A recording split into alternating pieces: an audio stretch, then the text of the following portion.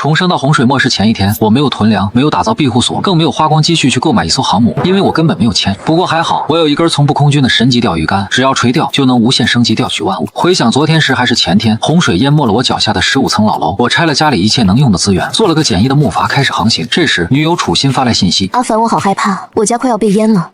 你快来接我吧！我嘴角扬起一抹冷笑，没有任何犹豫，直接打字回应：别怕，欣欣，你一定要把门堵死，不要擅自行动，我一定会尽快赶去救你的。说完，我关掉卫星网络，将手机套好防水袋，塞入背包。老子救你个鬼！前世就是这女人和好兄弟陈泽亲手将我喂给了贪吃的巨齿鲨。长舒一口气，我检查了一下背包里匮乏的物资，是时候要先甩一杆了。怀着激动的心情，我立马抛动手中的鱼竿，可钓了快1个小时，水中却一点动静都没有。就在我打算提竿收线时，鱼竿顶端忽然被一道巨力死下扯，我瞬间绷紧肌肉，疯狂摇动鱼轮收线，水中的力量很大，差点将我拉进水中。咬紧牙关，我借力提竿，下一秒红色的影子从水面冲出，垂钓成功，恭喜你，获得1包辣条，获得1点熟练值。我眼角一抽，感觉有点逆天，真就印证了钓鱼界的那句话：钓鱼佬除了鱼什么都能钓到，而且自己刚钓一次就花了10点体力，那么每天充其量只能钓10次。以目前这个速度，想要升级起码12天。我心里清楚自己根本没有时间发育了，因为7天后海洋生物将会迎来第一次变异，届时它们将充满攻击性，并且拥有一定的智慧。想到这里，我连忙继续回竿，片刻远处浮漂上闪烁着一道若隐若现的淡金色光芒，难道是金色传说？我立马发力向上提竿，鱼轮飞速旋转，甚至迸溅出烫手的火星子。咬碎后槽牙，我借势后仰倒地，利用全身重量压住那已经弯成半圆的鱼竿，可拼尽全力，鱼轮也无法转动分毫。这时木筏也开始剧烈摇晃，筏体边缘不断进水，僵持了一段时间，自己身体已有脱力的迹象。这时我却突然灵光一闪，既然自己拽不过他，不如反倒耗尽他的力气不就行了？说干就干，我立马使出吃奶的力气，将鱼竿固定在木筏的缝隙中，同时起身握住鱼竿前端当做船舵，正好冲向的是码头的方向。而当初自己就是在那里找到救命的渔船，果然这股拉力瞬间驱动着木筏飘动起来，而我则站在木筏上像冲浪般狂游。这一幕顿时把龟缩在顶楼的幸存者们看呆了，但我却根本无暇顾及这些，因为我为了防止自己侧翻，已经被水下的东西拉着，绕着码头的宽阔海域绕了几十圈，而水下的东西渐渐乏力。我看准时机，立马将鱼线收紧，下一秒水面炸开，一团金光，一枚闪暗彩的紫黑戒指哐当落在木筏上，垂钓成功，获得隐藏道具空间戒指，稀有度异能级，戒指的空间容量随宿主精神值成长而进化，目前仅可收纳系统产出及垂钓物资。居然真的是金色传说！我瘫倒在木筏上喘着粗气，心念一动，将神级鱼竿和辣条瞬间就收进足有5立方米的小空间中，随即热泪盈眶，合上了眼，开始飘荡。与此同时，凤江园高档小区内，楚心烦躁地摆弄住手机，还在期待我前来救援的消息。这时陈泽走出来，搂住楚心细腰：放心吧，他这么爱你，就算死也会来的。楚心轻皱了一下眉头，总觉得此事有点不对劲。陆凡这时肯定跟狗一样卖力划船呢，等他到了，我把他踹下船，去找我叔叔那艘游艇来救你们。沙发上抱住泰迪的二婶和二叔听见对话，连忙凑过来：哎呀，小泽太懂事了，我们心儿遇到你，简直是咱们楚家的福气，可比陆凡那个废物好多了。听住两人的阿谀奉承，陈泽笑住点头应和，眼底却闪过一丝阴冷，随即双手不自觉向楚心袭去。二叔二婶见状，尴尬别过头，假装逗狗，不敢有丝毫打扰。而在另一边，我休息1个小时后继续开始垂钓，因为4、5个小时后就会天黑，而夜晚的海洋将会变得无比寒冷。结果第一竿是1包香烟，第2竿是把砍菜刀，直到第4杆才发现漂浮上正闪烁着微弱的绿光。我瞳孔一缩，先调松鱼轮上的泄力装置，同时左右晃动鱼竿，乱那东西游动的节奏，屏住呼吸，下一秒摇臂飞转，顿时一个方正的棕色虚影破水而出，垂钓成功，获得隐藏道具初级工作台，稀有度精良级，用于蓝图的合成制作，每日有1次初级拆解功能，需绑定载具使用。蓝图功能仅限生活级与精良级的品质，且拆解功能每日12点刷新。望着脚下这个随时可能散架的木筏，我没有任何犹豫，单膝跪在木筏中央，双手将工作台稳稳按在筏体最厚实的衔接处绑定。下一刻，工作台骤然爆发出一道淡金色的光帘，瞬间席卷了整艘木筏，每一块木板和绳结仿佛被某种力量锁成了一个坚不可摧的整体。而工作台还有个妙用，就是拆解功能。我迅速翻找物资，包拿出4天暖宝宝，既然能拆解，看看能否变废为宝。我将暖宝宝塞进工作台格子里，伴随着光团升起又减退，一块巴掌大小的漆黑块状物出现在格子上，拆解完成，获得一个低纯度铁碳合剂材料，接触空气后会释放65C 热量，遇水不吸，持续时间12小时左右，是制作保温装备的基础材料，也可应急取暖。我去，这么牛逼！我眼前一亮，这简直是个随身小火炉啊！今晚得靠它续命了。可我刚将其收入空间戒指中，天空竟已然乌云压顶，我脸色瞬间铁青。上一世雨停后，明明放晴了整整5日，是谁没唱故事的小黄花吗？暴雨再次来袭的预感，顿时让我极其不安。一旦发生，我将迅速体温流失，很可能就会在今晚就被冻死。下一秒，惊雷瞬间炸响，暴雨裹挟着巨浪顿时向我袭来，自己整个人直接被甩飞出去，狠狠砸进了冰冷刺骨的海水中。冰冷的窒息感爬遍我的全身，忍住肺部的剧痛，我拼命向上游动，扣住木筏的边缘时，用尽最后一丝力气爬了上去，开始迎接下一波巨浪的洗礼。不知过了多久，暴雨才转为了淅沥的小雨，但急速的失温此时已经让我意识开始模糊。我颤抖着打算从空间戒指中取出那块铁碳合剂救命，可眼前却突然亮起一束刺眼的探照灯光，紧接着一阵低沉的引擎轰鸣声传来。我艰难地抬起头，逆光看去，那艘记忆中的破旧小渔船此刻正破开雨幕，缓缓朝我驶来。渔船停在木筏边侧后，一个体格敦实的中年男人将我背起，转而来到了渔船上，同时大喊：待会儿把这小木筏搬上来，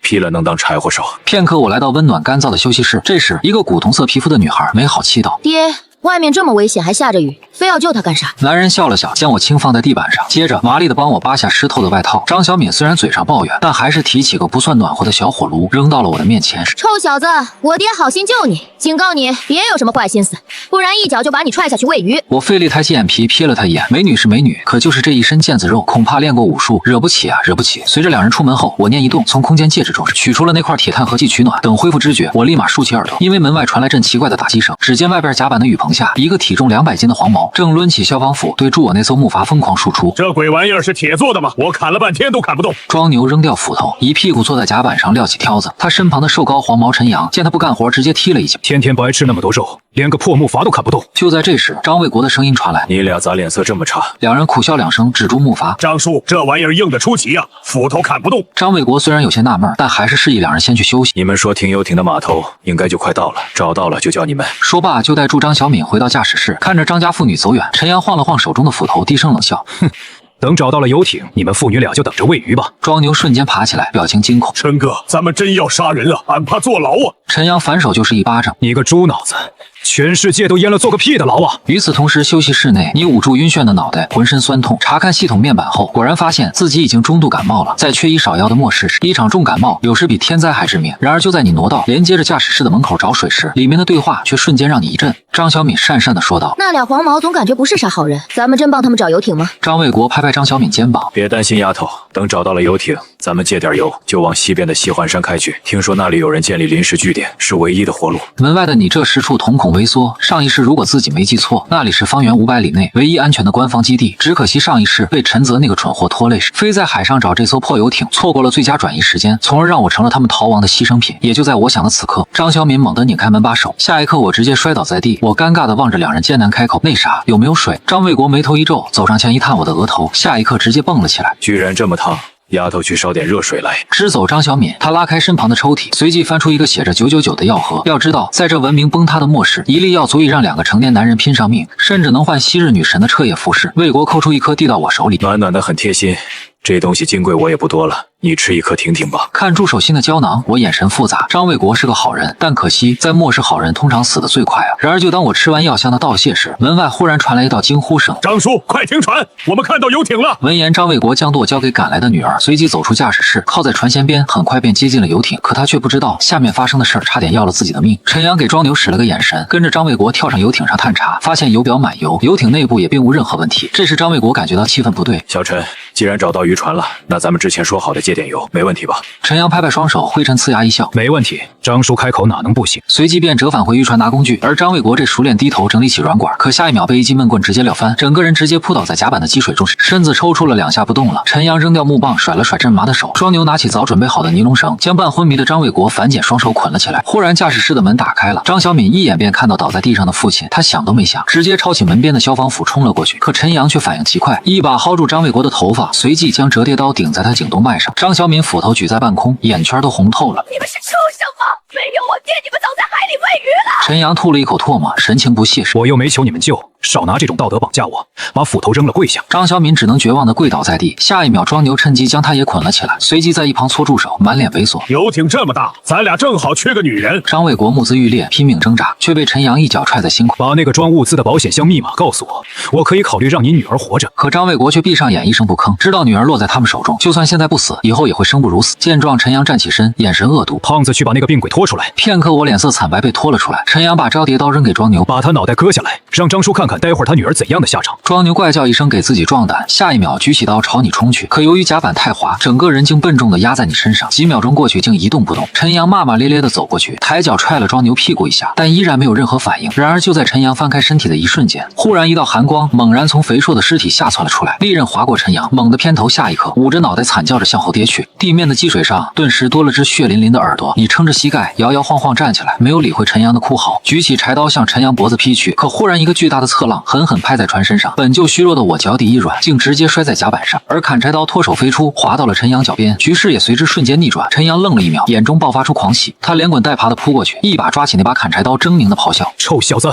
去死吧！”张小敏立马嘶吼提醒陆凡小心。然而就在刀刃落下的瞬间，陈阳却突然感觉手臂一轻，原本握在手里的砍柴刀竟凭空消失，化作一团空气。陈阳保持住劈砍的姿势，眼珠子几乎要瞪出眼眶，还没等他那迟钝的大脑反应过来，我原本空的左手猛然向后一探，五指虚握，砍柴刀又毫无征兆地出现在了我手中。随着我反手一撩，利刃直接贯穿了陈阳的整个腹腔。我面无表情地拔出刀，强忍着头疼，骑在陈阳身上就要补刀。陈阳突然裂开一排血牙，嘶吼道：“活不了，那就一起死吧！”下一刻从怀中掏出个起爆器，死死按了下去。那是用来炸鱼的土雷，之前在探查游艇的事就被庄牛偷偷贴在了油箱旁边。我瞳孔骤缩，手中的动作加快，刚把陈阳的咽喉斩碎，一股灼热的气浪便伴随住轰鸣声从船舱底部爆发，驾驶室直接被炸上了天，而我也被气浪掀飞，翻滚了2圈，直接倒在地上。冲天火光引燃了泄漏的柴油，将半个甲板吞噬进火海中，船体进水，开始剧烈的倾斜。我顾不上难受，从陈阳的裤兜里摸出串钥匙，踉跄着冲向船头，割断了捆住张卫国父女的绳索。走，快上游艇！张家妇女人跌跌撞撞跨过船舷，跳到了那艘灰白色的游艇上。张小敏站在游艇甲板上，焦急地向我伸出手：“陆凡，快上来，渔船要沉了。”可我却站在火光中摇了摇头，转而瞄准了那艘木筏，心生了一个大胆的想法，看向张小敏：“现在几点了？”张小敏愣住了，这种时候问时间11点55，快走啊，再不走来不及了。我喃喃自语，眼中闪过一丝金光，还有5分钟。接着从兜里掏出之前调来的那包香烟，隔住几米，精准扔到张小敏怀里。这包烟应该够你们在据点换不少物资，算我还你爹的人情。往西开去西环山据点，别回头。说完，我转过身，不再看他，而是拖住那具疲惫的身躯朝木筏走去。张小敏看着我那决绝的背影，又看了看怀里气息微弱的父亲，狠狠一跺脚，钻进游艇驾驶室，载住父女俩消失在漆黑的雨夜中。而我则站在即将覆灭的船上，心里默念着时间。在进入第2天的第1秒，叮，今日拆解次数已刷新。我猛然将右手按在身下的工作台上，左手死死扣住渔船即将沉没的甲板分解。下一刻，无比耀眼的金光从工作台底部爆发，光芒顺着甲板飞速蔓延，而原本正在下沉的庞然大物突然凝滞在半空中，纹丝不动。在这物理法则失效的空间中，船体顿时开始崩解，所有物质化作无数细密的光点，疯狂涌入工作台的核心处。10几分钟后，光芒散去，海面上那艘几10吨重的渔船彻底消失，陈阳和庄牛的尸体失去依托，像2个垃圾袋一样随海浪飘去。而我却坐在孤零零的小木筏上，看着工作台上方悬浮的一堆精华材料。拆解成功，恭喜宿主获得生活级防腐木板20块，生活级建筑用铁板10块，生活级强化玻璃5块，精良级同心线圈2个，精良级燃料柴油50升1桶装，特殊部件受损的渔船柴油引擎可修复1个。看我这些东西，我不禁皱眉，这么大一艘船就拆解了这一点。不过在系统的提示下，我才明白，原来是工作台功率有限，把材料给提纯了。我心念一动，一股脑将其塞进空间介质，由于精神值达到了7点，对应的空间也扩容到了7立方米。这时工作台再次震动起来，检测到材料已满足当前载具升级核心的需求，可以升级为1级初级求生船。是否立即升级？发烧带来的头痛让我视线有些模糊，连忙选择了升级。下一秒，空间介质里的材料凭空飞出，瞬间融入脚下的木筏，整个木筏竟变成了充满了粗犷美感的钢铁木船，半铁半木的结构，让它看起来像个微缩版的水上装甲车。我迫不及待钻进驾驶室，隔绝的世界顿时安静了。驾驶室虽然整体简陋，但却十分干燥和安全。看着这属于自己的四方天地，经历过被刺重生的我，此刻眼眶竟然有些发热。上一世自己在渔船上任劳任怨，楚心一家人不仅不感恩，还认为这是理所当然，对我百般苛责。而现在，我有了在末世中活下去的尊严。在温暖中，我将身体缩成一团，意识逐渐沉入黑暗。次日一早，我推开驾驶室的门，舔了舔前列的嘴唇，肚子也发出咕咕声。看来现在必须得甩一杆了，希望接下来能解决食物和淡水的问题。而同一时间，凤江园高档小区内，楚心烦躁地把手机扔在沙发上。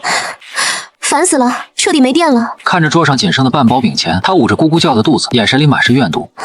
陆凡那个王八蛋是不是死了？居然敢不回我消息！话音刚落，二婶和二叔悄悄拉住楚心到厨房角落，压低声音：“星儿啊，我看那陆凡小子是真淹死了。现在家里这点吃的，陈泽那大个子一顿顶咱们3顿，再耗下去大家都得饿死。楚心闻言愁眉苦脸，二婶眼中却闪过凶光。我有一个办法，隔壁那对老不死的家里有个充气阀，以前买给孙子玩水的，让陈泽去抢过来，带上咱们离开。二叔愣了愣，没想到自家婆娘这么狠。楚心思索片刻，点点头，随即走进卧室里。几分钟后，陈泽听完楚心的建议，走到客厅里，拿起一旁的水果刀。行是行，但隔壁那家里还有个快40岁的儿子，块头不小，我自己去怕顾不过来。二叔，你得跟我搭把手。两人提出菜刀，摸到隔壁门口，随即找来撬棍暴力破开房门。中年男人挥起刀吼道：“你们想干什么？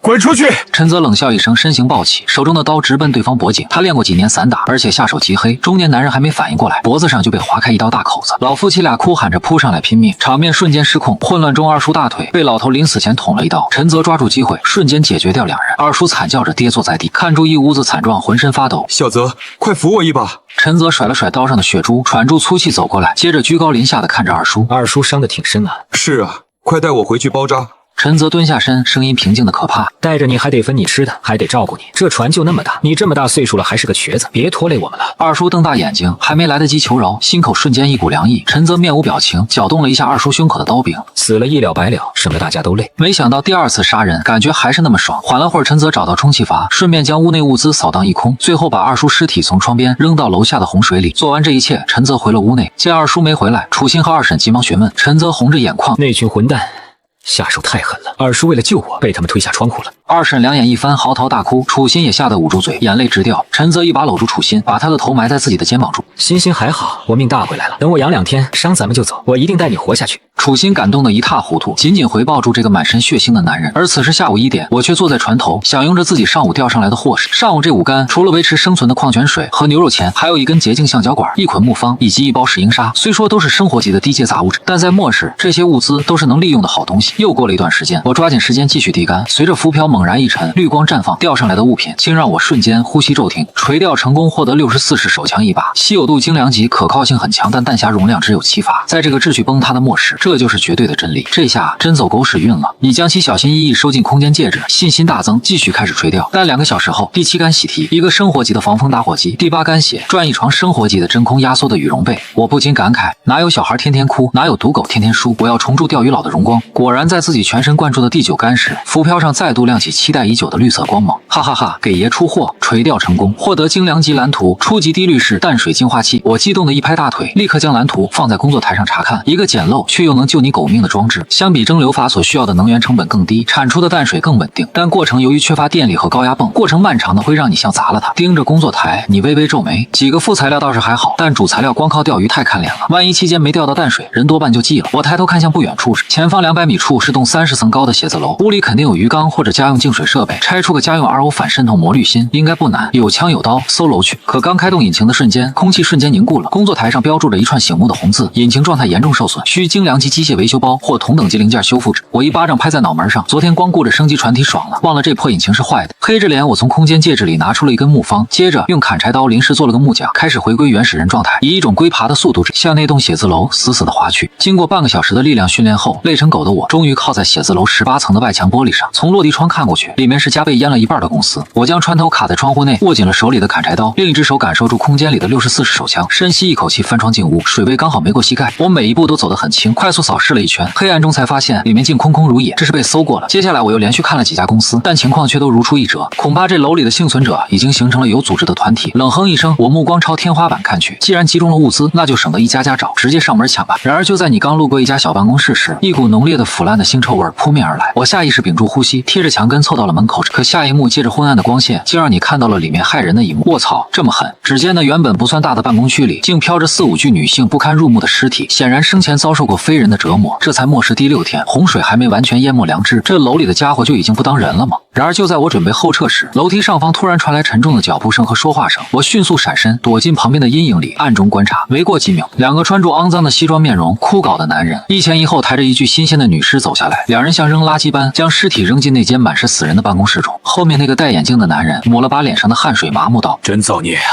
就为了半块的面包，被彭总几个人糟蹋成这样，没吃进嘴里，人先没了。前面的高个男人吓得一哆嗦，连忙让其闭嘴，随即对着尸体小声念叨了句阿弥陀佛，这才匆匆转身朝楼上跑去。你看着两人消失的楼梯口，眼神冰冷。彭总看来就是这栋楼的土皇帝了，这也意味主材料滤芯大概率就在这个彭总的老窝里。检查了一下弹匣，将枪上膛后，我蹑手蹑脚顺着楼梯向上摸去。写字楼顶层董事长办公室中，三个保养得体的中年男人此刻正陷在真皮沙发里。彭总弹了弹绿豆眼，眯成一条缝。刚才卫星电话通了，西环山那边我老关系还在，5天后他们会派船来接我们去避难所。地中海发型的徐总和身材瘦小的牛总脸上堆满了谄媚的笑，开始吹捧。哎呀，还得是彭总人脉广啊！就是彭总，到时候您可得拉兄弟一把，我们全仰仗您了。彭总享受着谄媚的目光，扫了眼空了一般的肉罐的盘子。物资和那些女人还剩多少？徐总搓住手，语气却有些迟疑。女人下面还关着10几个呢，有姿色的起码还有5、6个，够您消遣一阵了。不过就是这物资恐怕不够了。彭总语气中带着一丝玩味。这末世最不值钱的消耗品就是人命了。今晚找个理由，让李火他们搞点暴乱，别让这些人再浪费粮食了。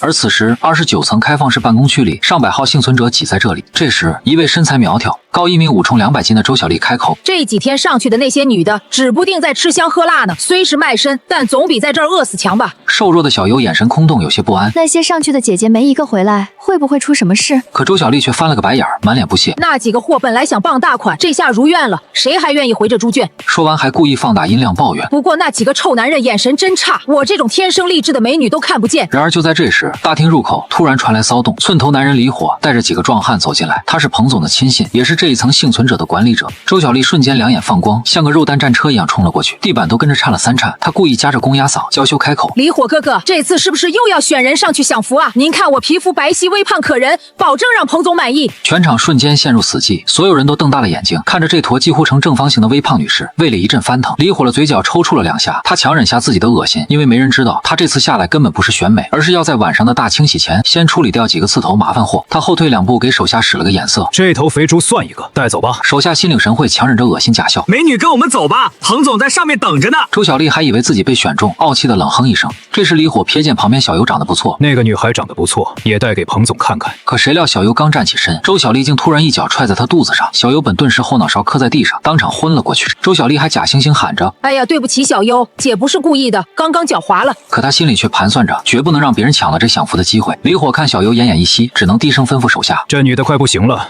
找个人扔到楼下去，别死在这里。”说完就带着周小丽匆匆离开大厅，走进走廊。周小丽虽然蠢，却也察觉到了不对劲，因为这些人带她走的方向根本不是去往30层的内部楼梯，而是通向楼下的安全通道。她连忙追问：“李火哥哥走错了吧？这不是下楼的路吗？”可话音刚落，2个壮汉就一左一右扑了上来，试图将她按住。周小丽瞬间炸毛，发出杀猪般的嚎叫。那一身几百斤的肥肉，此刻竟爆发出惊人的力量，瞬间把2个壮汉甩飞出去，动静大的仿佛整栋楼都在震动。而楼梯间里正准备摸上来的我，动作一顿，死死盯着上方，忍不住吐槽：“我去这楼里还养猪了，吃的居然这么好。”而此时走廊里早已一片混乱，李火大怒，连忙大喊：“废物都给我上！别让他惊动其他人！”随即又上来2个壮汉，4个大男人像按年猪一样，费了9牛2虎之力，才把周小丽按在地上，用胶带把她的嘴缠得严严实实。李火擦了把汗，恶狠狠地命令：“赶紧拖下去宰了，别留痕迹。”4个手下抬着拼命挣扎的周小丽，骂骂咧咧朝楼下走去。可刚走到一半，走在最前面的2人突然停住了脚步，里面好像有人。2人小心翼翼走进楼道查看，可里面静悄悄的，连一点动静都没有。剩下的一个胡渣男把周小丽扔给同伴，自己进去查看。可他刚走到拐角处，身形就突然僵住，随后双腿以诡异的姿势倒退着走了出来，下一刻居然当场倒地。戴帽子的同伴还没反应过来，一道寒芒突然冲出，一把砍柴刀旋转着飞出，精准的将其击杀。绑在地上的周小丽目睹这恐怖的一幕，直接吓尿了尿不湿，拼命蠕动着想要逃离。就在这时，我从阴影里走出来，接着用刀尖挑开周小丽嘴上的胶带，再叫一声：“我就割了你的舌头！老实回答问题，我可以饶你一命。”周小丽吓得疯狂点头，把自己知道的一一交代。幸存者都集中在29层，彭总和物资在30层，想上30层只能通过29层中央楼梯，武装人员大概有30多名。我心里有了底，看着脚下和自己身形相似的帽子男，瞬间有了主意。我迅速扒下对方的衣服，套在自己身上，压低帽子。周小丽颤巍巍地求我：“大哥，送我去安全的地方吧。”可我看都没看他一眼，自己躲好吧。被拒绝的周小丽瞬间又撒起泼来，扬言要大叫引来其他人。可她的声音刚出口，我就毫不犹豫地一刀劈了下去。周小丽的说：“睡就睡”，立马便倒地不起，随即出现在29层楼梯口。我压低帽檐推开了门，守门的2名守卫连忙打招呼：“韩哥回来这么早啊？其他人呢？”我故意把声音弄沙哑，他们3个突然来感觉了，说要找那头母猪舒服一下再上来。守卫愣了一下，一想到周小丽的体型，顿时胃里翻涌干呕着，摆了摆手：“行吧，韩哥，你先上楼，火哥催着集合呢。”我低着头混了进去，刚踏上30层，就看到大厅里站着2排人。人，大概20来个，个个手里都拿着武器。我不动声色站在队伍末尾观察着，心里清楚，仅凭手里手枪的7发子弹，硬闯根本不现实。这时，李火背着手走了过来，他清了清嗓子喊道：“你们都是我和彭总精挑细选的精英，今晚的任务只有一个，把那些光吃饭不干活的废物和丑东西全部清理掉。只要干完这一票，5天后船来了，咱们就能跟着彭总去西环山吃香喝辣。”众人瞬间兴奋的低吼，眼中满是贪婪。可谁料李火竟径直走向队伍末尾的我，我瞬间浑身紧绷，以为要穿帮了，双手立马做出虚握姿势，随时准备拔枪。可下一秒，李火却重重拍了拍我的肩膀：“小韩啊，你是我最看重的人。今晚的任务，你来当队长。”我彻底懵了，心里直呼：“不是吧，哥们儿，我就来找个材料，你这也太搞心态了。”可这时我只能硬着头皮压低帽檐点头。李火还以为我在发抖，凑近威胁：“别给老子耍心眼，我才是老大，让你做什么就做什么。”说完又恢复虚伪的笑容，吩咐众人解散休整。夜幕一到就出发。我本想趁机开溜，可李火又摆手叫住我：“走吧，小韩，彭总要见我们，待会儿记住少说话多点头。”我心里纵使万般无奈，也只能硬着头皮跟在李火身后，走进了彭总办公室。巨大的落地窗前，彭总背对着我们坐在真皮老板椅上，手里夹着雪茄，盯着窗外的海面出神，示意我们坐下后，随手扔出2块德芙巧克力：“尝尝，以前这玩意儿狗都不吃，现在比金条还贵。”李火毫不犹豫撕开包装塞进嘴里，含糊不清地问：“彭总有什么吩咐？”彭总缓缓转过身，语气低沉：“西环山那边来电，海里出现了攻击性极强的变异鱼类，大船换成了快艇，登船名额有限。”我顿时心里一惊，变异鱼类明明应该6天后才出现，怎么提前了？难道重生带来了蝴蝶效应？这时彭总伸出3根手指说：“只有3张船票。”还假意安抚李火和我：“你们是自己最得力的干将，肯定有你们的份。”李火瞬间眼神狂热，连忙道谢，我也跟着压低帽子道谢。可彭总话锋一转，语气变得森冷：“我们这儿的人太多了，船一来肯定混乱。徐总和牛总那2拨人现在就是累赘，今晚动手的时候，我不希望看见他们明天还能喘气。”李火立马站起身，做了个抹脖子的动作：“放心，彭总，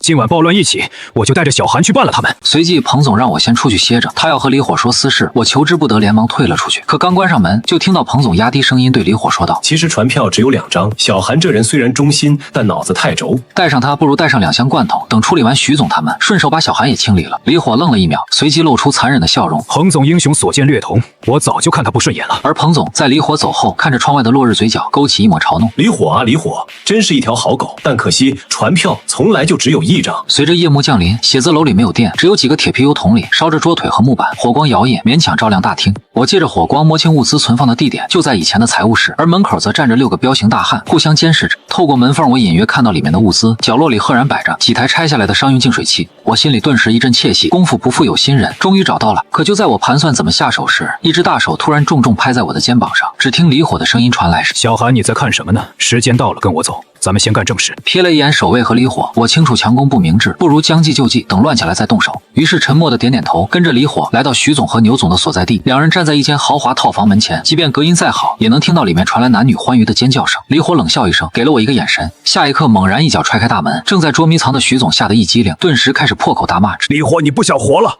敢闯老子的房间！”李火反手关上门，2把开山刀在烛光下泛着寒光。打扰2位雅兴了，彭总让我给2位带句话，需要你们配合死一死。牛总大吼着去摸床头的钢管，可李火根本不给机会，身形一闪冲上去，2把刀舞得密不透风，直接将2人送去重生。女人们尖叫着四散奔逃，却被我挡在了门口。一个女人跪在我脚边哀求：“大哥，放过我吧。我就是想换口吃的，我什么都愿意做。”我眼神复杂，知道这世道普通人活下去有多难，立马准备开门放他们出去。毕竟场面越乱，我越好得手。可就在我扭动门把手时，杀红眼的李火却冲了上来，3两下就把几个女人搞定。屋内的惨叫声瞬间戛然而止。李火一步步走向我，声音阴沉：“小韩啊，徐总他们已经上路了，现在该轮到你了。”但我却看着步步紧逼的李火，嘴角突然勾起一抹弧度，下一秒摘下帽子，露出陌生的脸庞：“小伙啊，做人这么绝情不太好吧？”李火瞬间瞳孔收缩，惊呼：“你是谁？小韩呢？”可下一秒，一个黑洞洞的枪口瞬间对准了他的眉心，把刀扔了，举起手，我单手持枪，语气平淡。李火深吸一口气，松开手，2把开山刀掉在地上。他盯着我，心里盘算着，7步之内他有把握扭断我的脖子。可他嘴上假意求饶，脚下却突然发力朝我扑来。可我没有扣动扳机，反而抡圆了手臂，像要拿手枪砸他。李火心中狂喜，以为枪里没子弹，但就在我手臂挥出的瞬间，手枪突然消失，取而代之的是一把分离的砍柴刀。如此近的距离，砍柴刀精准将李火砸在墙上。李火瞪大眼睛，看着胸口的砍柴刀，又看着我手里重新出现的手枪，世界观瞬间彻底崩塌。手枪怎么变成刀的？我走过去拔出砍柴刀，这叫智取。小伙，你那群手下都在外面，开枪动静太大，容易打草惊蛇呀。李火张了张嘴，瞪着眼，彻底断了气。我收回砍柴刀，整理好行头，推门而出。大厅里20多号人已经集结完毕。这时有人疑惑问：“韩队长，火哥呢？”我淡定的咳了一声，火哥拉屎便秘意了，让咱们先行一步。人群瞬间骚动，没人敢擅自行动。我突然提高音量怒吼道：喂，你们自己没长脑子吗？彭总交代的任务那么简单，见人就砍，还需要老子教你们怎么拿刀吗？谁要是耽误了去西环山的机会，老子第一个废了他！这一嗓子彻底镇住了所有人，一个老资历连忙跳出来附和，带着众人分3组冲向楼梯口，就连守物资的6个护卫也跟着冲了下去。不到1分钟，30层就变得空空荡荡。我冷笑一声，转身直奔物资室，里面的物资不算多，但我没心思细看，直奔角落的净水器，一刀劈开外壳，成功拾取了5个精良级。绿心心中狂喜，这下发大财了，有了这些就能造出净水器，还能保证后续消耗。然而就在我沉迷搜刮物资时，一股如芒在背的寒意让我顿时头皮发麻。下一刻，一把冰冷的匕首无声无息抵在了我后腰上。彭总的阴冷声音在耳边响起：我就知道你小子不对劲，离火去哪儿了？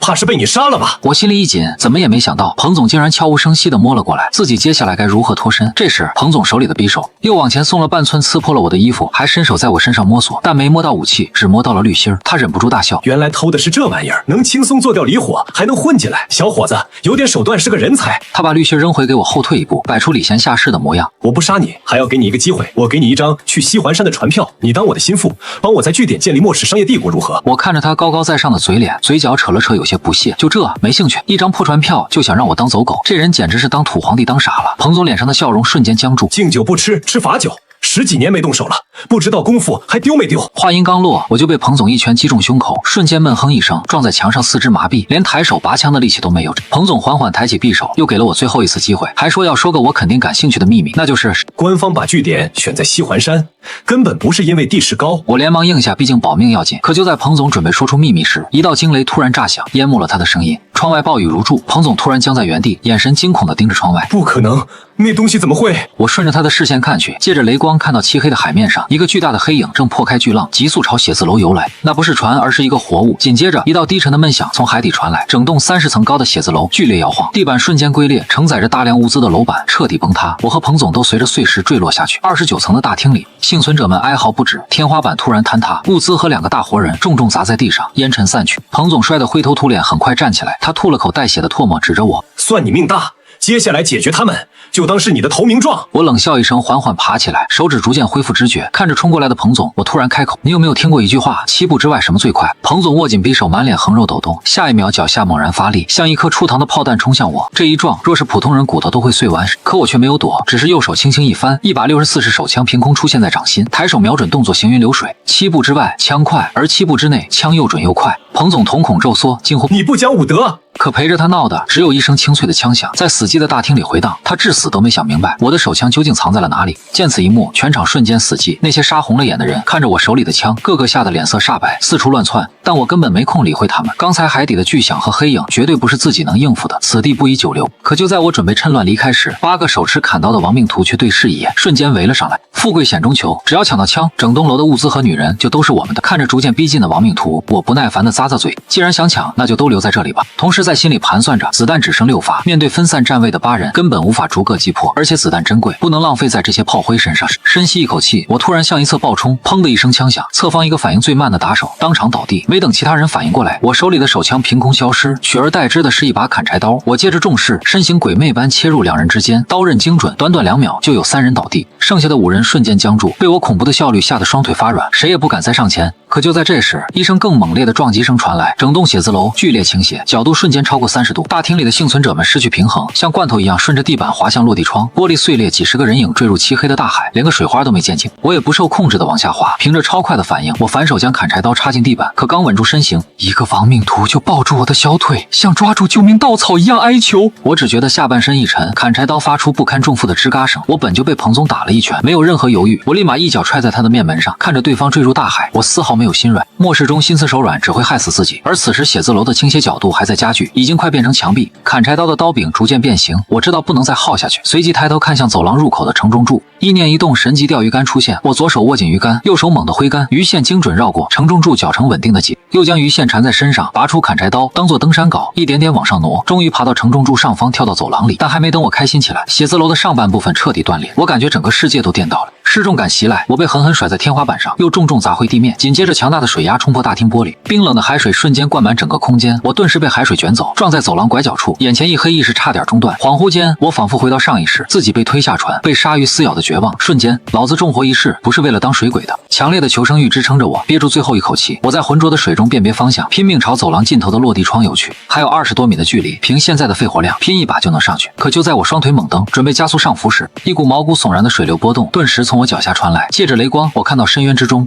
一个巨大的、令人绝望的黑影，正像离弦之箭一样窜了上来，一张布满尖牙利齿的巨口正对准我。我彻底破防了，自己不过是想喝一口干净的水，为什么不管是人还是怪物，都要置自己于死地？可我咬紧牙关，握紧神级钓鱼竿，就算拼死一搏，也要让这海怪付出代价。随即使出最后力气，挥出鱼竿，鱼钩精准嵌入海怪的血肉中。系统提示这时忽然响起，垂钓中宿主当前体力值已耗尽，垂钓成功后将陷入彻底昏迷状态。我笑了笑，松开鱼竿，大脑逐渐失去知觉，不知道自己能否活下来，也不知道这一竿能钓出什么奇迹。不知过了多久，我在一片柔和的白光中醒来，窒息感消失，取而代之的是一种奇异的温暖。下意识里，我捏了捏手里的东西，软乎乎的，手感极好。可就在这时，一道羞恼又高傲的空灵女声在我脑海中回荡：混账东西，竟敢亵渎本尊！若非那该死的规则束缚，我绝不会认你为主。这笔账我记下了，有朝一日，吾定要将你生吞活剥。随即，我的脸颊被狠狠抽了一巴掌，剧痛袭来，我身体猛然下坠，再次陷入黑暗。次日，我被鸟叫声吵醒，发现自己躺在熟悉的船驾驶室里，窗外海面平稳，风和日丽，和昨夜的狂风暴雨判若两人。我努力回忆着昨晚的一切，大楼倒塌坠海，被海怪吞噬，还有那个奇怪的梦，可梦里的细节却模糊不清，只记得有个女人在叫骂。我召唤出神级钓鱼竿，面板上只有垂钓次数增加了1次，没有任何新增物品，也没有熟练值和精神值的变化，这让我满心疑惑。正当我摸到自己的左脸时，一阵刺痛传来，接着窗户玻璃的反光一看，我瞬间懵了，左半边脸高高肿起，上面赫然印着个巴掌印，五指小巧细长，分明是女人的手，力度大的差点扇飞我的天灵盖。更让我震惊的是，脖颈右侧的大动脉处多了3道碧蓝色的鳞片纹路，深深烙印在皮肉里，还会随着呼吸微微闪烁，用手刮也刮不掉。我彻底懵了，船上只有自己一个人，怎会有女人的巴掌印和奇怪的纹路？难道昨晚被海怪吐了出来，又被某个女人救了，还被扇了一巴掌？想不通，我只能暂时放下疑惑，摸了摸裤兜里完好无损的5个滤芯，不管发生了什么，只要活着就有机会弄清楚。当务之急是造出净水器，解决喝水的问题。走出驾驶室，我拿出蓝图查看，主材料滤芯有了，副材料也集齐了，只差木炭碎和塑料瓶。塑料瓶在海面上随处可见，难点在木炭。想起之前刷到的求生视频，用潜流法就能制作木炭，于是我召唤出神级钓鱼竿，钓回海面上的生锈铁桶、塑料瓶和空罐头，开始动手制作简易炭窑。然而就在我准备劈木方时，砍柴刀突然断成2截，昨晚用它当登山镐，早已透支了寿命，彻底报废了。没有气馁，我用断刃当楔子，再用木方当锤子，硬生生劈出一堆木条，然后将木条塞进空罐头盒，倒扣在铁桶中央，点燃木屑，一个微型潜流炭窑就做好了。趁着烧炭的空档，我拿出仅剩半瓶的矿泉水抿了一口，又开始了今日的垂钓。毕竟在末世里，物资永远不嫌多。5个小时后下午1点，我坐在船舷边，钓鱼竿被拉成满月状，我双臂发力匀速收线，顿时一个绿灰色的光球破水而出，砸在甲板上，垂钓成功，获得高性能作战深潜服套装1套，5点熟练值和2点精神值。我瞬间大喜过望，这套深潜服具备防刺恒温功能，还有氧气瓶、动力脚扑和探照灯。茫茫大海上，这简直就是第2条命使。我连忙将深潜服收入空间戒指，又盘点了上午的垂钓成果，还有一根碳钢撬棍和一套冲锋衣裤，终于可以换掉身上满是盐霜磨得皮肤红肿的破衣服了。换好衣服，我走到铁桶前，用撬棍挑出倒扣的罐头盒，里面的木条此时已经变成了漆黑轻盈的碳块。我快步走到驾驶室的工作台前，将所有材料放在台上，大喊：制作初级滴滤式淡水净化器。下一秒，工作台亮起微光，几秒后，一个造型奇特的净化器出现在我的眼前，产出效率每小时40到45毫升，过滤精度0.0001微米，能产出直饮级淡水。小心翼翼，我将净化器挂在窗框上，放好塑料杯，倒入浑浊的海水，看着海水一点点变得清澈。我盘腿坐在床上，眼睛一眨不眨地盯着出水导管。终于，一颗晶莹的水珠滴落，滴答声在寂静的驾驶室里格外悦耳。我知道那是希望的声音。随着4个小时后，天色逐渐昏暗，塑料杯已积攒了150毫升左右的清澈淡水。我颤抖着端起杯子，仰头一饮而尽。瞬间，全身细胞开始欢呼。这一刻，我眼角再次湿润。只有经历过绝望的人才懂这半杯凉白开多来之不易。这不仅是水，更是自己活下去的资格。然而就在这时，窗外又响起了闷雷声。借着电光，我看到远处天际线的乌云比昨夜还要厚重，暴雨又要来。我心里清楚，自己重生带来的蝴蝶效应已经让这个世界变得比记忆中更加危险。提前出现的变异鱼类、恐怖的深渊巨影、频繁的暴雨，接下来的路只会更难走。放回杯子，我目光凝重看向工作台旁报废的柴油引擎，水源已经解决了，接下来就是动力和食物。光靠木桨划船，遇遇到危险连逃跑的机会都没有，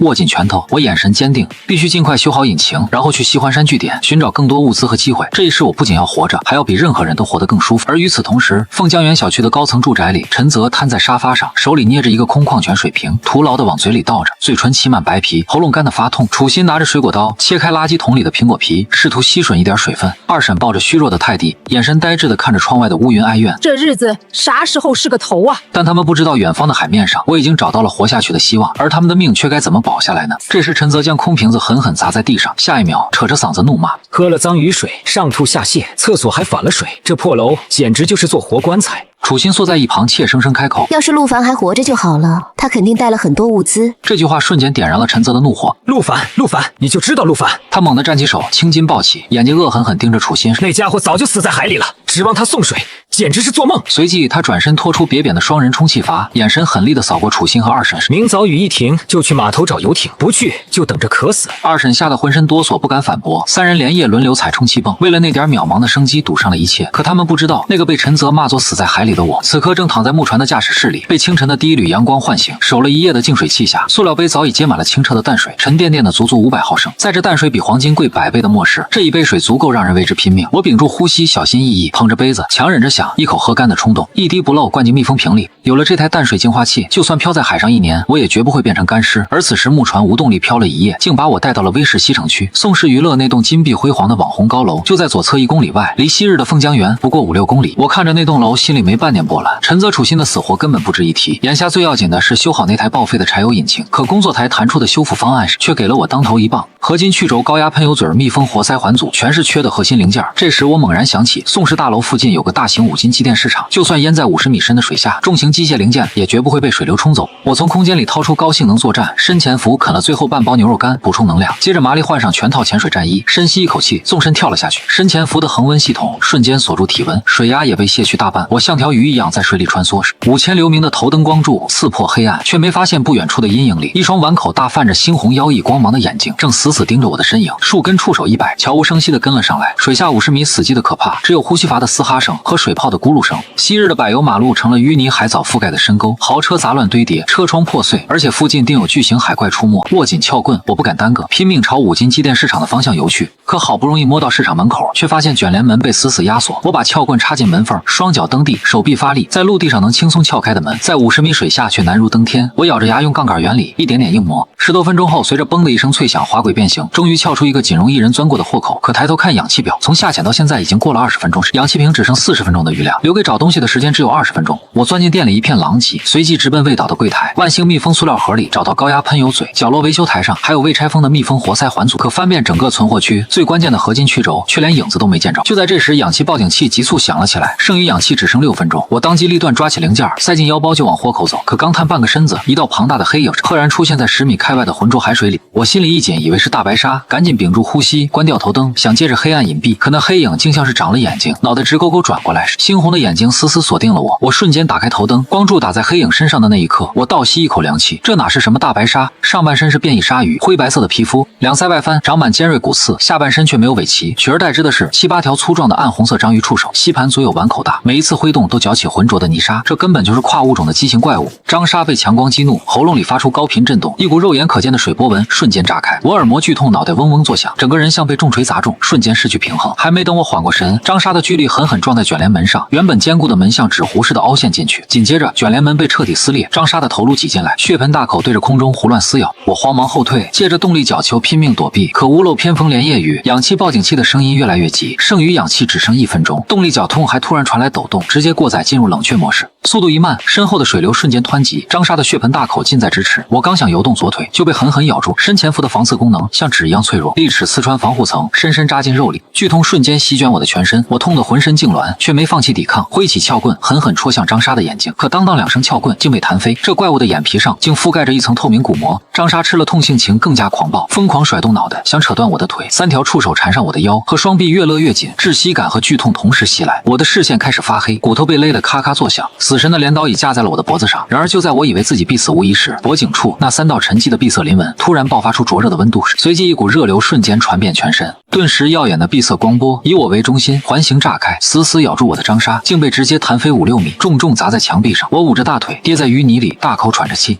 抬头就看见身前悬浮着一道碧色光点凝聚的人形光团，从高挑婀娜的身段能看出是个女人的轮廓。张莎稳住身形，看着到嘴的猎物跑了，彻底暴走。灰白色的皮肤瞬间充血变红，体型像充气一样暴涨数倍，背鳍上的骨刺根根竖起，进入了2阶段狂暴状态。可面对这恐怖的怪物，那道碧色光影只是微微侧头。空灵的女声带着刻入骨髓的高傲在水下回荡。一条还没化形的小杂鱼，安敢在本尊面前造次？话音落下，碧色光影纤细的指尖隔空一点，一道纯粹到极致的碧色光波扇形炸开，幽暗浑浊的海底瞬间亮了起来，碧绿的光晕蔓延开来，染透了附近整片海域。而海面上，陈泽、楚心和二婶正划着充气筏艰难前行。这股能量爆发，直接掀起了惊涛骇浪，充气筏像枯叶般被抛弃，二婶连人带狗坠入大海，再也没了踪影。这场异动甚至惊动了300多公里外的西环山，据点红灯狂闪，1级警报拉响。宋氏大楼顶层的宋寒也目睹了这场天地异象，海底的5金市场连同地基钢筋竟被这道光波直接抹除，只留下光滑的海底巨坑。那头不可一世的2阶段张莎连点渣都没剩下，化作血雾融入大海。碧色光晕收敛，那道朦胧的身影走到我面前，空灵的女声里满是压抑的怒火。混账东西，区区一条杂鱼，竟然浪费了本尊一次护林，真是倒了8辈子血霉，才被你这种废物拖累。他冰凉虚幻的手揪住我的下巴，空洞的眼睛透着无尽怨恨。把你的命珍惜住，若是因你的死伤及无知本源，哪怕拼着遭天谴，吾也会亲手撕碎你的灵魂，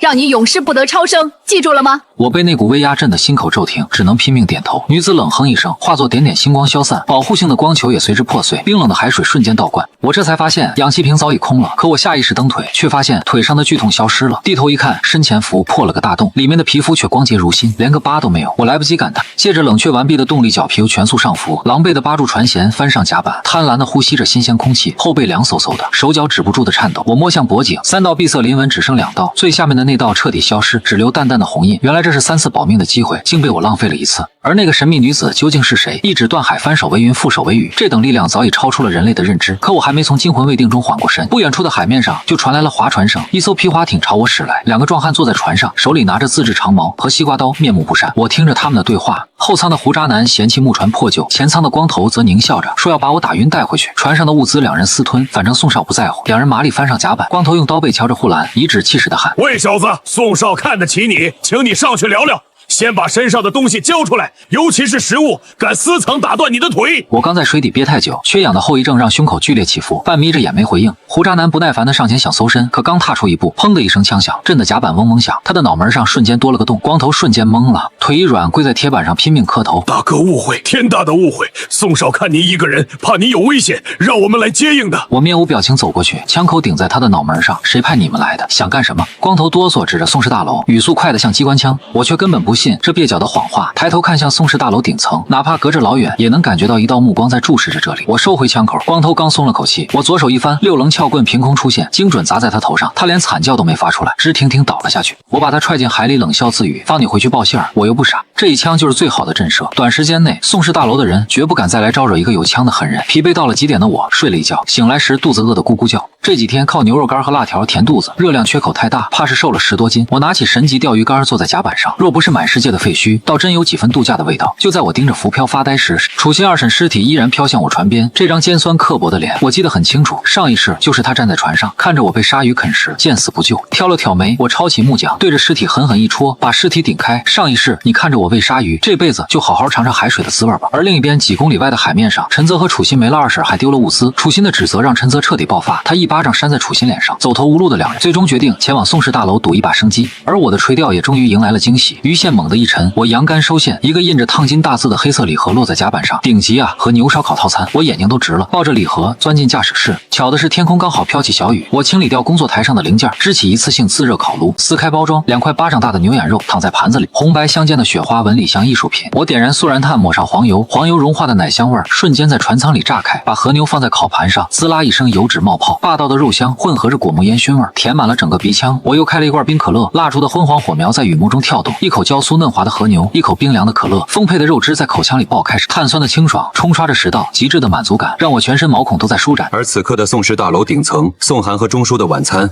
却只有切片午餐肉罐头发干的面包。还有半杯醒了太久的红酒。宋寒拿着望远镜看了我一下午，只觉得我在掉海里的垃圾，感慨道：这小子孤零零飘在海上，没吃没喝，除了睡觉怕是也没事干。现在若是给他一口午餐肉，估计都能乐疯了。他哪里知道1公里外的小木船里，我正在享受着他想都不敢想的顶级盛宴。而随着一夜暴雨过后，陈泽和楚行困在废墟里，游艇没找到物资全丢了，两人互相指责，最终还是循着宋氏大楼的广播找了过来。而我这边正对着一堆零件发愁，高压喷油嘴和活塞环有了，可还是缺合金曲轴。就在我琢磨着去哪儿找时，宋氏大楼的人又找上门了。这次来的是个穿中山装的老者，自称中将，是宋寒的人。我皱眉，右手虚握，撬棍凭空出现在掌心，派个老登来送死吗？可老者却脚下一点木挺下沉，他像大鹏展翅般纵身一跃，稳稳落在甲板上。我瞳孔骤缩，这老头竟是个练家子。他身形一动，如同鬼魅般欺近，干枯的手掌像铁钳般扣住我的手腕，顺势一扭一压，我痛得大叫：痛痛痛！我投降！我这才发现这老头看着瘦弱，力气却大得离谱。中将松开手，淡淡道：老夫此番前来，并非抱有敌意，而是代表宋少和你做个交易。宋少看上的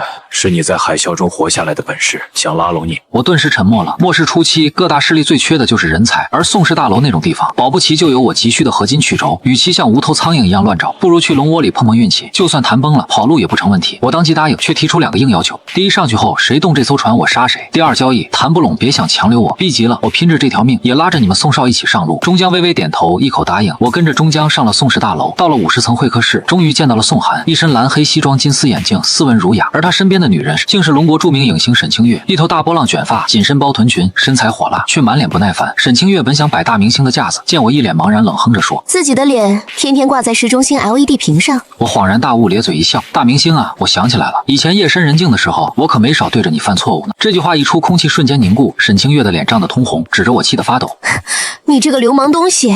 我直接无视他，转头看向宋寒，笑容收敛。宋少客套话免了，我是个粗人，只谈交易。宋寒推了推眼镜，让沈清月坐下，拍了拍手。女助理端来4份食物，每人2块厚切午餐，肉2片面包。沈清月插起午餐肉，鄙夷地看着我：这可是斯帕姆的高级货，你这辈子恐怕都没吃过这么好的东西。宋少赏你的，还不赶紧说谢谢？我看了他一眼，像看白痴一样，吃个罐头就飘得不行了，没见过世面。说着，伸手从身后掏出一罐冒着寒气的冰可乐。光吃干巴巴的面包有什么意思？宋少这么大的老板，还得客人自己准备饮料，未免太小气了吧？沈清月手里的叉子瞬间掉在盘子里，死死盯着那罐可乐，喉咙不受控制的滚动。这高糖分的快乐水，他求了宋寒好几次，宋寒都说库存紧张不给喝。宋寒强装镇定，让中将去物资房拿3罐可乐，中将推辞不喝。宋寒刚想收起来，我却一把抢过。哎呀，宋少真客气，老爷子不喝我就代劳了，别浪费。说着打开2罐可乐，左右开弓，仰头牛饮，完事儿还打了个响亮的嗝，爽。还有吗？再来2罐。宋寒紧紧握着叉子，眼角直跳，这哪里是谈交易，分明是赤果果的敲诈。可为了拉拢我，他也只能强忍。宋寒终于开门见山说起那只张沙。这片海域的张沙杀了我们不少外出搜索的兄弟，昨日那场天地异象，你能活下来，想必知道他的状况。我想请你协助我们将其斩杀。我放下可乐，嚼着午餐肉，别谈感情，先谈我能得到什么好处。宋寒嘴角微扬，物资尽管开口，我本意是想和你长期合作，直至去西环山。我直言道，我要合金曲轴，还有足够的食物和淡水，别的都是空话。宋寒闻言点头，楼下发电室有台报废的柴油发动机，拆曲轴需要点时间，只要你愿意合作，保你吃喝不愁。我一口答应。宋少大气，合作愉快，吃饱喝足，现在就出发。沈清月瞪大了眼睛，你不用消化一下吗？我风轻云淡的戏谑看向他，杀条半死不活的鱼而已，消化啥？到了40层幸存者作业区，宋寒安排了10几个身强力壮的潜水队员跟着我，可我却摇了摇头，指着角落里2个最年轻最怯懦的男女周胜和王莹，人多目标大，容易惊动他，就他们2个跟我走。这话一出，人群炸了锅，一个壮汉上前怒喝：小子，你装什么大尾巴狼？那张沙凶得很，你就带2个小崽子下去，先命长，别拉着他们垫背。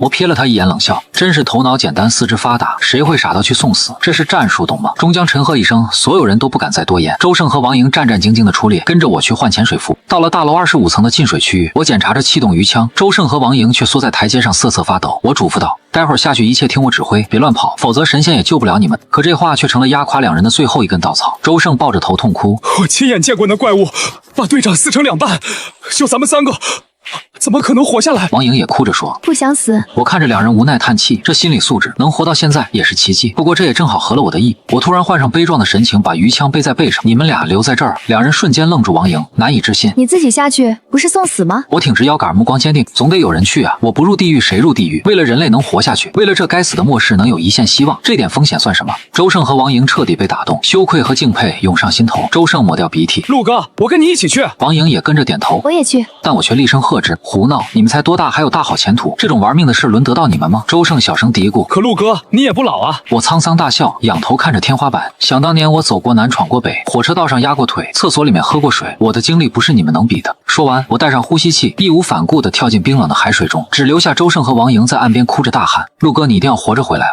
而水下的我却摇着头吐槽，果然还是年轻人好骗，因为我根本没打算去杀张莎，只是想找个地方刷垂钓次数，顺便弄点东西伪装罢了。我绕到宋氏大楼背面的空调外机平台，这里是视觉死角，不会被任何人发现。随后换出神级钓鱼竿开始垂钓，可接连8次钓上来的都是些杂物，只有一包饼干和一颗苹果能入口，我心态都快崩了，咬牙切齿，这是最后一次，求求给我出货吧！鱼线猛地一沉，我以为又是垃圾，可一股沉重感传来，这东西像是活物，死死咬着钩子疯狂摆头，我瞬间来了精神绷紧肌肉，与之决力。5、6分钟后，鱼竿一轻，哗啦一声，一个粉白色的光团破水而出，落在平台上，竟是一条只有手臂长短的粉色海豚，通体粉白皮肤，光滑如玉，圆润的脑门正中央长着一根手指长短的螺旋状独角，水汪汪的大眼睛无辜地看着我。系统提示：这是幼年体深海龙豚可进化，当前是生活级，潜力却是异能级，头顶独角，能洞穿钢板，水下极速30节，成年后能操控气候，成为一方水域的霸主。我喜出望外，戳着小龙豚的脑门，我去，神兽啊！我给小龙豚取名小白，小白竟十分亲近我，还用吻部蹭我的裤裆，我慌忙推开，嘿，你小子公的母的，上来就耍流氓！小白委屈的红了眼眶，我无奈安抚，小白瞬间多云转晴，尾巴摇得像螺旋桨。我看着天色不早，指了指下方的海水，小白去给我抓只章鱼或者鲨鱼上来。小白眨巴着眼睛，嗖的一下化作粉色，闪电扎入水中，不到5分钟就破水而出，嘴里叼着1人高的章鱼，背上还驮着一条死透的大白鲨。他把猎物往我脚边一扔，昂着头求夸奖。我倒吸一口凉气，这体型差着战斗力简直绝了。我割下一根章鱼须和一只鲨臂，又把潜水服划了几道口子，把尸体踢进海里，嘱咐小白：剩下的肉你吃了，吃完去我的船附近藏好，没我命令不准出来。小白蹭了蹭我的手心，拖着猎物潜入深海。而与此同时，宋氏大楼的顶层，沈清月早已等得不耐烦，对宋寒嘲讽：这都4个小时了，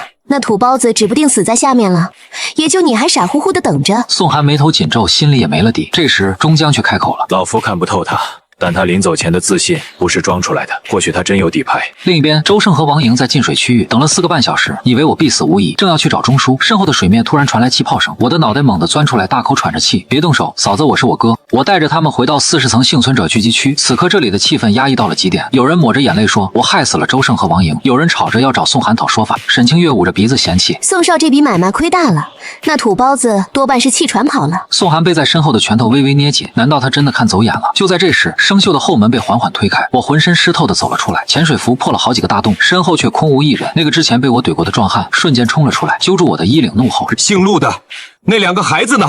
所有人都反应过来，我独自回来，定是把周胜和王莹当成诱饵抛弃了。愤怒的情绪瞬间失控，壮汉的拳头就要砸下。宋寒淡淡道：“算了，全当是我眼瞎了。”可就在拳头即将落下的瞬间，砰的一声后，门被撞开，周胜和王莹扛着章鱼须和沙币冲了进来，大吼：“住手！你凭什么打我陆哥？”所有人都愣住了。我慢条斯理整理着衣领，指着地上的章鱼须：“这是章鱼脚。”又指着那截沙旗，冷哼着看向壮汉：“这个是你？”壮汉闻言顿时一脸懵：“这是我。”我一本正经点头：“对呀，一只沙币，除了你还有谁？”人群中有人忍不住笑出了声。壮汉的脸长成猪肝色，拳头捏得咯咯响，可看着地上的巨章残肢，愣是一个屁都不敢放。能干掉这种怪物的狠人，谁敢惹？钟江蹲下身检查残肢，点头道：“这肉质坚韧，带着凶煞之气，正是张莎的特征。”音落下，全场沸腾，所有人都对我奉若神明。沈清月瞪大了眼睛，捂着红唇，不敢相信这个看起来普普通通的我，竟真的能单杀张莎。我却走上前，拍着周胜和王莹的肩膀，一脸谦虚：“其实我也就是运气好，要不是他们俩拼死吸引怪物的注意力，给我创造机会，我也不可能得手。”周胜和王莹瞬间懵了，两人明明在楼道口吓尿了，可还没等他们解释，就被众人簇拥起来，夸他们是英雄。我满意点头，虚名谁爱要谁要，我只要实实在在的好处。宋寒大喜过望，带我上楼谈报酬。忽然他面露难色，那台柴油机的结构太复杂，拆解曲轴需要专业工具和时间，恐怕还得让你多等一晚。说着拍了拍手，4个身材火辣的金牌技师走了进来，手里拿着精油和毛巾。宋寒暧昧一笑：“今晚你就在这里好好放松放松，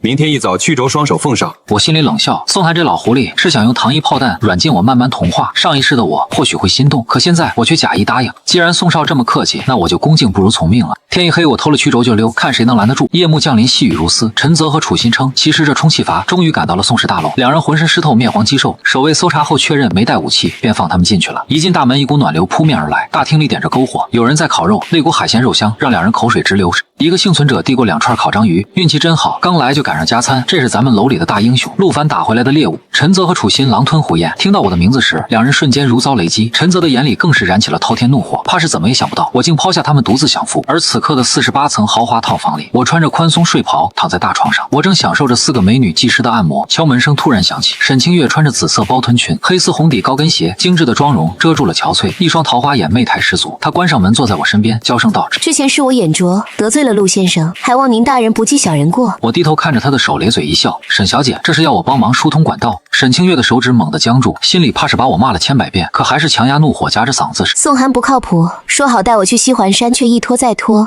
我想请你帮我帮你拿到合金曲轴，你带我一起走如何？”我挑了挑眉，一个零件换一张船票，我是不是太亏了？沈清月身子一软，贴在我身上，可却我一个闪身跳下床，她扑了个空，趴在床上一脸懵。我套上冲锋裤，一脸嫌弃，不给东西就想沾我光，这也太便宜你了吧！沈清月气得差点背过气，我却一把抓住她的胳膊：“别废话，回答我2个问题，答得上来我就考虑带你走。”随即我知道了2个关键信息：供电室在49层东侧，有守卫把守，他能支走。宋氏的中型客船远航号沉在西环山往北偏西150公里的地方，那里全天大雾，电子设备失灵，救援队不敢靠近。得知这一切，我心中大喜。那艘沉船的材料正是我升级船体建造生存设施的绝佳材料。我立刻让沈清月带我去供电室。他这骗守卫说宋少让他们去检查线路，守卫见是大明星，立马跑下楼。我趁机钻进供电室，掀开防尘布，那台报废的柴油机根本没被拆过。宋寒果然是在拖时间。我抽出撬棍，沉甸甸的合金曲轴被硬生生撬下来时，又顺手薅了几个高压线圈和金属轴承，将防尘布盖回去。我带着沈清月回到房间，开始收拾起物资，把水罐头和零件塞进背包扔给她背着。沈清月被砸得一个踉跄，瞪大眼：“这么沉，